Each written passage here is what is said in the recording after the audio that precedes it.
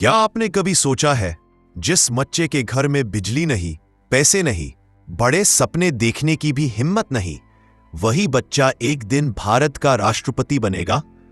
दोस्तों, आज की कहानी सिर्फ सफलता की नहीं है।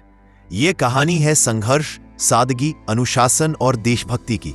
ये कहानी है उस इंसान की जिसने कहा था, dream is not that which you see while sleeping, dream is something that does not let you sleep.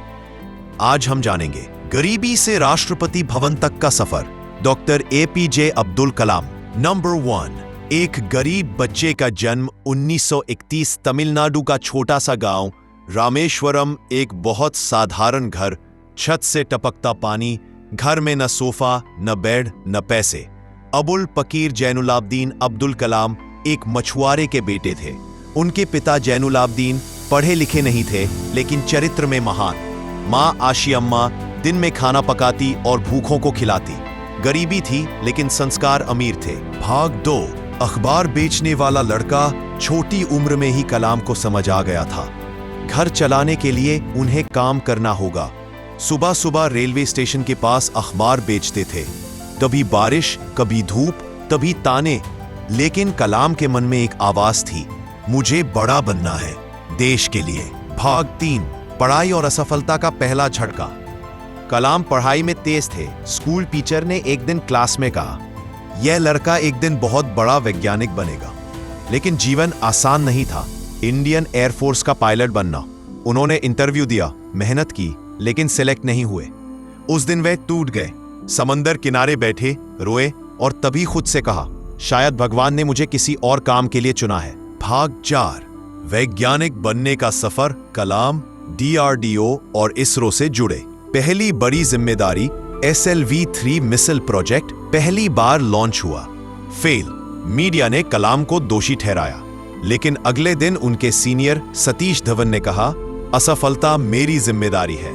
अगले प्रयास में मिशन सफल। कलाम ने कहा, सफलता टीम को दो, असफलता खुद लो। भाग 5, मिसाइल मैन ऑफ इंडिया। अग्नि, पृथ्वी, त्रिशूल, भारत को रक्षा में आत्मनिर्भर बनाया। देश ने उन्हें नाम दिया मिसाइल मैन ऑफ इंडिया। लेकिन सोचिए, इतना बड़ा वैज्ञानिक होने के बाद भी साधारण कपड़े, कोई लालच नहीं, कोई घमंड नहीं। कलाम आज भी एक साधारण इंसान थे। भाग 6, राष्ट्रपति भवन तक का सफर। 2002, देश ने चुना एक वैज्ञानिक को राष्ट्रपति। राष्ट्रपति भवन में भी कलाम वही सादगी लेकर आए। उन्होंने कहा, मैं राष्ट्रपति नहीं, मैं शिक्षक हूं। बच्चों से मिलना, युवाओं को प्रेरित करना, यही उनका जीवन था।